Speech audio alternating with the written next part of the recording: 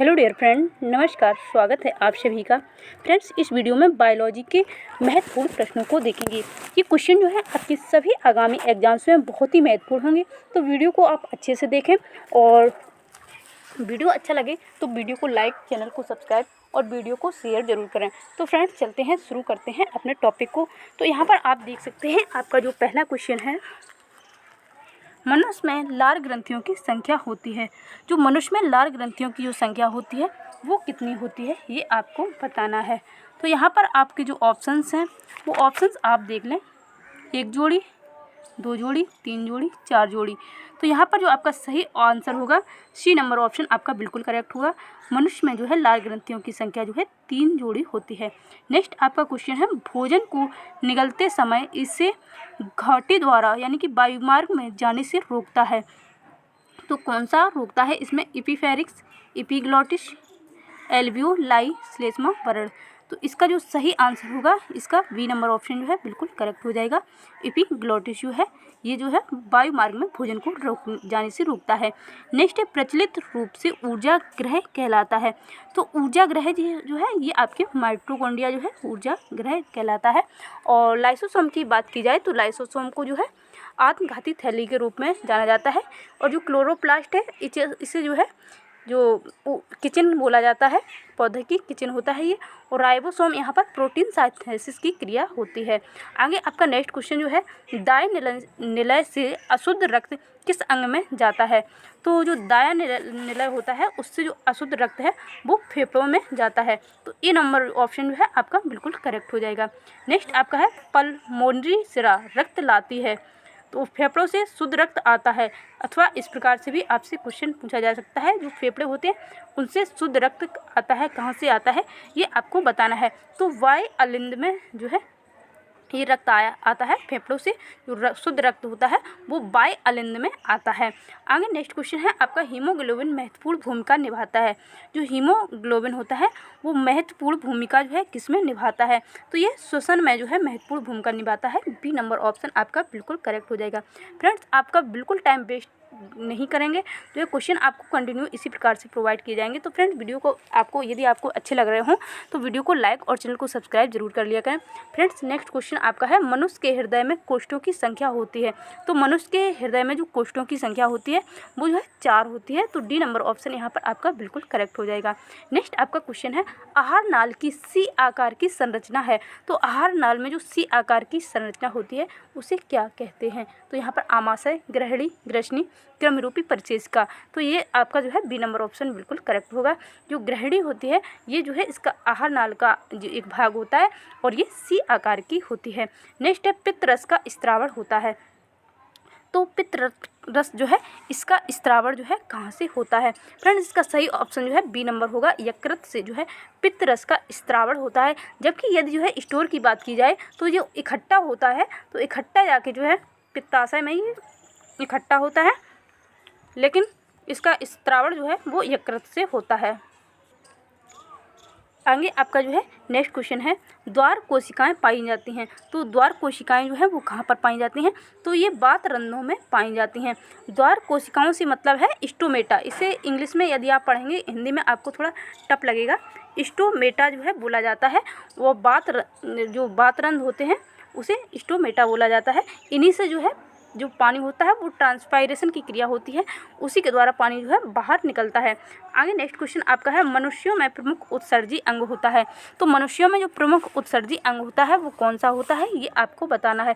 तो यहाँ पर आपका डी नंबर ऑप्शन बिल्कुल करेक्ट हो जाएगा। जो वृक्क होते हैं वो मनुष्य के प्रमुख उत्सर्जी अंग होते हैं। जबकि लोअर जो जातियाँ होती हैं उनमें त्वचा के द्वारा भी उत्सर्जन होता है। और जो हायर लेवल की जो जातियाँ होती हैं उनमें स्पेशल जो है अंग पाए जाते हैं। नेक्स्ट है, बोमेन संपुट भाग है।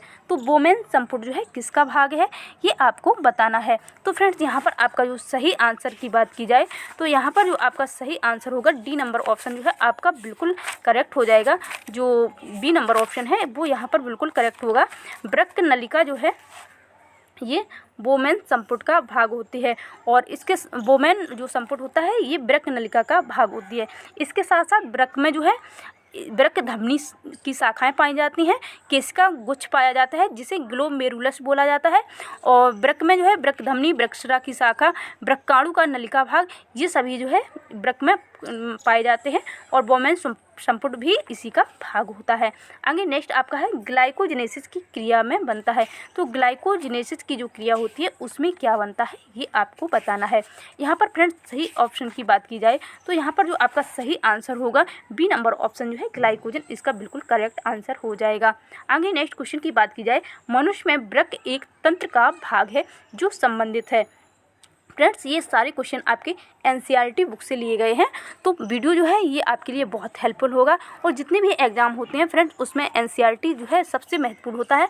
यदि आपकी एनसीईआरटी जो है का बेस मजबूत है तो आप किसी भी एग्जाम को क्रैक कर सकते हैं। तो फ्रेंड्स यहाँ पर आपका जो है मनुष्य में वृक्क एक तंत्र का भाग है जो संबंधित है, तो बताना है किससे संबंधित है। जैसा कि अभी आपको बताया कि वृक्क जो है वो उत्सर्जन का कार्य करते हैं, तो यहाँ पर आपका सी नंबर ऑप्शन बिल्कुल करेक्ट हो जाएगा। आगे नेक्स्ट है पादप में जाइलम उत्तरदायी है।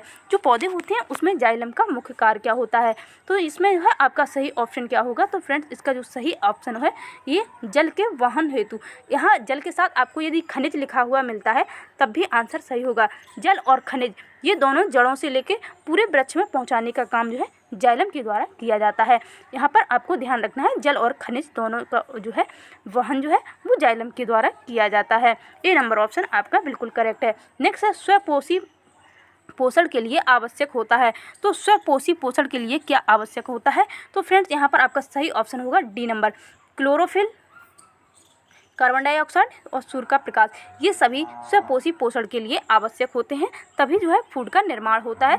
सूर्य के प्रकाश में क्लोरोफिल की जो पत्तियां होती हैं उनमें पाया जाता है, और कार्बन डाइऑक्साइड को जब एब्जॉर्ब किया जाता है उसके बाद ही CO2 बनता है, और यही जो है स्वपोषी पोषण की क्रिया में होता है। आगे कोशिकीय प्रक्रमों में ऊर्जा मुद्रा है। तो ऊर्जा मुद्रा जो है ATP को बोला जाता है, इसी का फुल फॉर्म होता है एडिनो ट्राईफॉस्फेट। ATP का आपको जो है फुल फॉर्म याद रखना है एडिनो ट्राईफॉस्फेट। आगे नेक्स्ट क्वेश्चन आपका है निम्नलिखित समीकरणों में से कौन सा समीकरण प्रकाश संश्लेषण प्रक्रिया का माना जाता है। तो यहाँ पर आपका सही आंसर क्या होगा। फ्रेंड्स आप सभी को पता है जब जो है फोटोसाइंथेसिस की क्रिया होती है तो उसमें कार्बन डाइऑक्साइड, जल, क्लोरोफिल और सूर्य का प्रकाश की जो है आवश्यकता होती है। तो यहाँ पर इस हिसाब से आपका जो सही ऑप्शन जो है सी नंबर जो है ऑप्शन आपका बिल्कुल करेक्ट हो जाएगा। आगे नेक्स्ट क्वेश्चन है यकृत स्रावित करता है। तो यकृत के द्वारा क्या स्रावित किया जाता है, तो आप सभी ने अभी देखा था पित्तरस जो है यकृत के द्वारा स्रावित किया जाता है, और पित्तरस का जो है जो स्टोर होता है वो पित्ताशय में होता है। आगे नेक्स्ट है पादपों में वायु प्रदूषण कम करने वाली प्रक्रिया है। तो पादप जो होते हैं पौधे में जो वायु प्रदूषण को कम करने वाली प्रक्रिया उसे क्या कहते हैं, तो यहाँ पर जो सही आंसर होगा आपका प्रकाश संश्लेषण जो है ये क्रिया के द्वारा जो है प्रदूषण कम होता है, फोटोसाइंथेसिस। आगे नेक्स्ट है यूरिया का निर्माण होता है। तो यूरिया का निर्माण जो है कहाँ पर होता है, तो यहाँ पर आपका सही ऑप्शन जो है यकृत में जो है यूरिया का निर्माण होता है। ए नंबर ऑप्शन आपका बिल्कुल करेक्ट हो जाएगा। नेक्स्ट क्वेश्चन की बात की जाए तो फ्लोएम द्वारा भोजन का स्थानांतरण होता है। तो बताना है कि फ्लोएम द्वारा भोजन का स्थानांतरण होता है। तो यहाँ पर आपका सही आंसर कौन सा होगा, तो फ्रेंड्स यहाँ पर आपका सही आंसर जो होगा सुक्रोज के रूप में जो है पौधों में जो भोजन होता है उसका स्थानांतरण होता है। कभी क्वेश्चन सिर्फ यही पूछ लिया जाता है कि फ्लोएम का कार्य क्या होता है। तो फ्रेंड्स जो पौधे होते हैं उसमें पूरे पौधे में भोजन का जो वहन किया जाता है, स्थानांतरण किया जाता है, तो वो फ्लोएम के द्वारा ही किया जाता है, जबकि जल और खनिज का जो स्थानांतरण होता है वो जाइलम के द्वारा होता है। नेक्स्ट क्वेश्चन आपका है प्रकाश संश्लेषण अपक्रिया में मुक्त CO2 का स्रोत होता है। ये क्वेश्चन बहुत ही महत्वपूर्ण है और अक्सर एग्जाम्स में ये पूछा जाता है, क्योंकि जो प्रकाश संश्लेषण होता है उसमें CO2 और H2O दोनों का यूज होता है, और क्लोरोफिल जो होता है पौधे में, और इसके साथ साथ प्रकाश की उपस्थिति में ये अपक्रिया होती है। तो होता क्या है O2 CO2 में भी O2 होता है और H2O में भी O2 होता है। तो इसलिए यहाँ पर आपको ये जानना बहुत ज़रूरी है कि ये जो O2 जो मुक्त होता है वो CO2 से ना होकर जल से मुक्त होता है, यानी कि H2O से जो है ऑक्सीजन गैस निकलती है, ना कि CO2 से। तो आपको हमेशा याद रखना है प्रकाश संश्लेषण की क्रिया में जो ऑक्सीजन मुक्त होता है वो जल से मुक्त होता है, ना कि कार्बन डाइऑक्साइड से। नेक्स्ट आपका क्वेश्चन है खाद्य पदार्थों का स्थानांतरण होता है। तो खाद्य पदार्थों की बात की जाए तो खाद्य पदार्थों में जो स्थानांतरण होता है वो आपका होता है फ्लोएम से स्थानांतरण होता है, अभी आपको बताया था।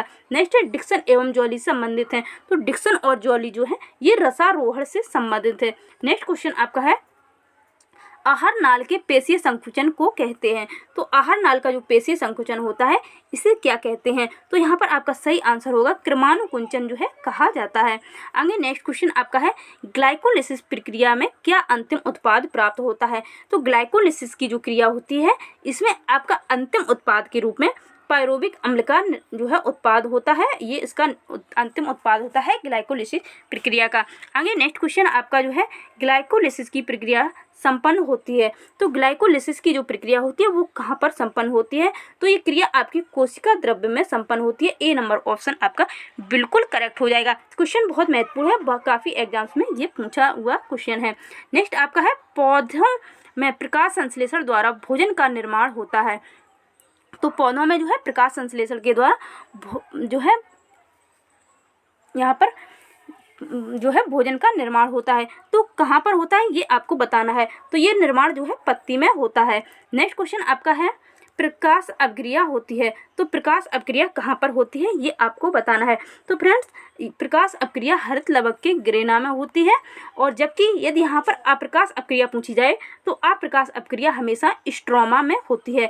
प्रकाश अपक्रिया जो होती है वो ग्रेना में होती है और अप्रकाश अपक्रिया जो है स्ट्रोमा में होती है। तो फ्रेंड इस प्रकार साइंस के 30 महत्वपूर्ण क्वेश्चन को इस वीडियो हम लोगों ने कंप्लीट किया। फ्रेंड्स इसी प्रकार के वीडियो आपको कंटिन्यू मिलते रहेंगे। फ्रेंड्स वीडियो अच्छा लगा हो तो वीडियो को लाइक, चैनल को सब्सक्राइब और वीडियो को ज़्यादा से ज़्यादा शेयर जरूर करें। Thank you.